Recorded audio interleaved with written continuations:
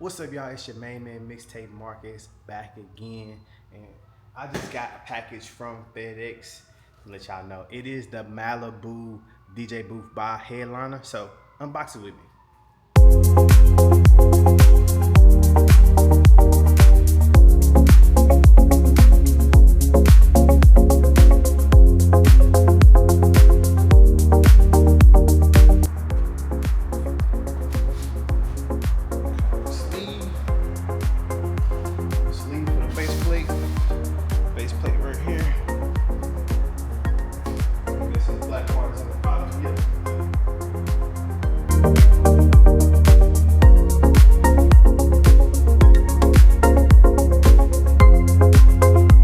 Unboxes be hard work. Look this way.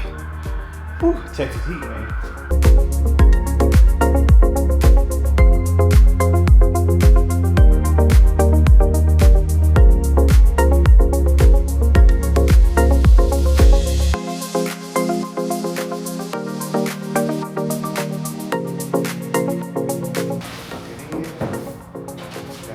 Welcome to the Headliner family.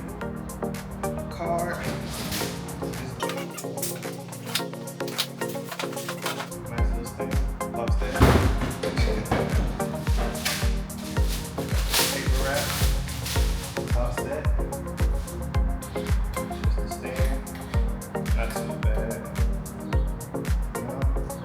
They have these caps on we can stand on. Looks pretty dope.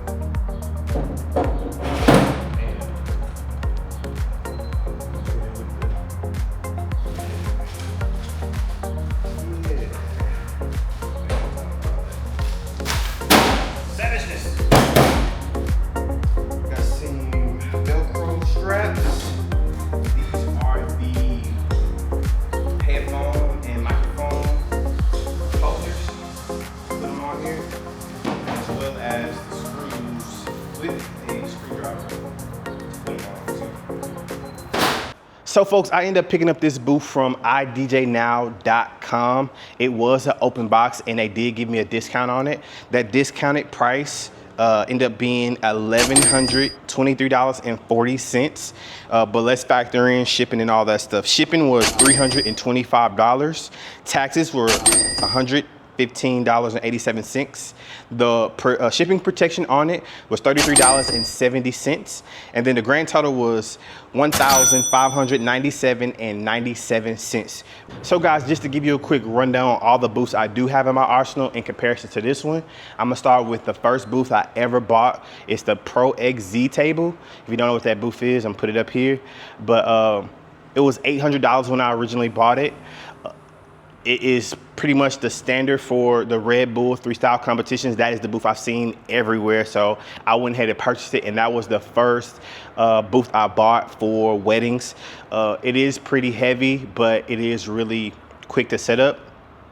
The next booth I did buy is the Pro X wired booth. I don't know the technical name for it, but a little trifold setup is usually used for smaller setups. My quick school setups and my small wedding setups, I use that booth.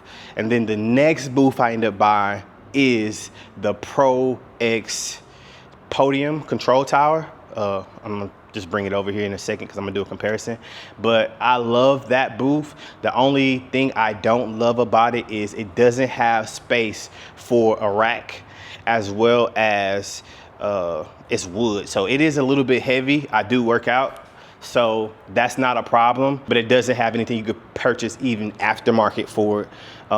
So I hate that they didn't make a version 2 or upgrade it or in some type of way.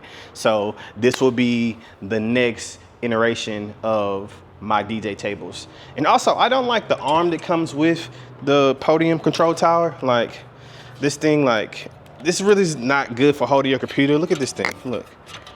Your laptop sits here. It does come with the, like a clamp that holds your laptop from the side, which makes it a little bit more sturdier. But this is BS. This is BS. So right now in my DJ controller arsenal, I have two. I have the Rev 5 and the Rev 7. So right now I'm gonna go and set it up not a full setup, but a quick setup, see if its space is in there good and all that stuff. Also use the Wolf Mix for my light controller. I'm gonna put that up as well. And this is a top view of what it look like. This is my Rev 5, DDJ Rev 5. If everybody asks me, hey Marcus, where'd you get that skin? 12inchskins.com. I'm gonna say it again, 12inchskins.com. And then of course my Wolf Mix. So like you see here, it's definitely a lot of space here, and then here for your wiring, all this here, you know, so you definitely have space. And like I said, one of the main reasons I bought this booth was having the rack space here, because I'm gonna put in power conditioner, patch panels, all that great jazz. So this will be an easy roll in and roll out setup. And I'm gonna figure out a way to leave this in here, because I'm not a fan of removing the DJ board, having a case for the DJ board, and then bringing in the DJ board along with the podium. That doesn't make sense. Really quick to do a comparison on the rack space between the two. As you can see, that is not that big, so you can't put that much in there. Well, here you go, the edge, boom, you still got more to go. One of the things I love about this booth, of course, it is flush. The Rev 7 sits on top, and then you have this wood here. I can tell you, between all the booths that I have, using friends booths and everything like that, the top on this booth is one of the most sturdiest tops you would ever get. The Danny Max is pretty sturdy as well. Bun booth, not as sturdy as for the top. So that was one of the drawbacks for me. I'm gonna take this off. Everything here pretty much drops down. You know, you have my wiring here, and this is one thing that I don't like about this booth is I just want to roll this in, roll it out. But it's pre-wiring it. This is the only thing I can do by pre-wiring it. That is, I got both of the USB cables here. I got one for Type-C, one for USB. I got my aux cable in here, as well as both of my mics in here. So, and a power strip. So that's all I have in here. I would like to pretty much have, like I said, if this had rack mount space, I would have kept this. On this side, you do have these foam inserts to raise up the Rev 7. So I do like that. What I am gonna do right now is I'm gonna switch this. I'm gonna try to see if these foam inserts fit inside here, so I can raise the Rev 7 up a little bit. So give me a second.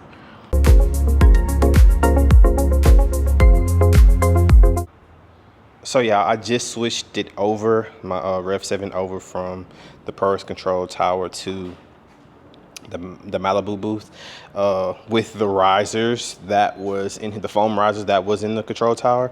So it is way above, not that much, so much above, but let's see. Yeah, about that to the top. So I'll probably have to trim, yeah, those two ridges. I don't know if you can see the ridges here. Trim those two ridges to bring it down and make it flush. I may have to figure out a way like to print a 3D top, or hopefully Headliner can make something to put on top of it to make it sit flush. I know you don't want to be a knockoff, or not a knockoff, because this is definitely not a knockoff. I know you don't want to be like a copy of the Bun booth, because people are going crazy in those groups. But I would love for it to have a flush look, and to fix the spacing problem here, that I will put my Wolf Mix here. I'll probably just more likely get another stand, put my Wolf Mix on that stand. But as far as like the flush look, you can't beat it when it comes to professional events. I don't know if I'm gonna keep this one just yet, because I do have a black setup still as far as speakers, QSC speakers, but I'm gonna rock this one for my all white setup. I think I'm gonna go Rev 5 until I figure out a way to set this flushly. So hopefully Headliner, we come with some solutions. Okay, quick story time in comparison of these two booths. When I originally purchased this booth about 3 years ago, it was $2,300 with the hard cases. And about 2 months after I made that purchase, the cards I had at the time transmission went out, and it was about $5,000 to repair. I didn't have enough funds to make that repair, so I eventually had to leave that car and hustle using Ubers, U-Hauls, family members and friends to get to these gigs that I had on schedule.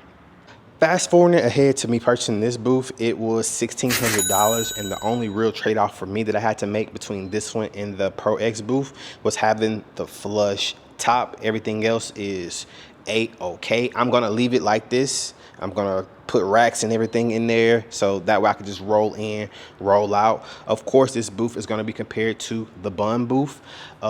Standard, the Bun booth was about $3,000, but when you factor in all the add-ons you need, for me, that would have been the cutout for the Rev 7, as well as the Wolf Mix, and then a tenor kit, as well as a cart to make it more mobile for transport.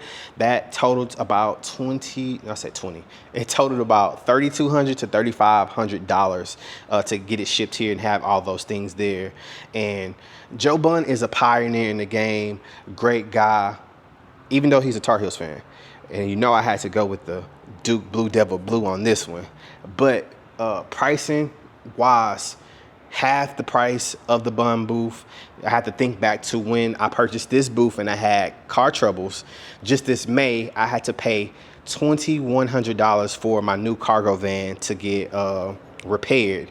And I was thinking like, damn, that was the majority of the money I was gonna use for the Bun booth. And every time I get to my goal and I'm about to make a purchase for the Bun booth, something happens. So for me and my business, I decided I wanted to save money, get the standard podium look, and save some money. So I was looking at some of the groups and the comments were outrageous. I don't know if it was just hate because some people purchased that booth and then this company, Headliner, came out with a booth that's similar to it. I don't know if that's the majority of where the hate's coming from, but guys, don't let that deter you from what your ultimate goal is in the DJ industry. If this is something that's gonna help you in your business, help you get quicker on setups, quicker on load-ins, load-outs, get it.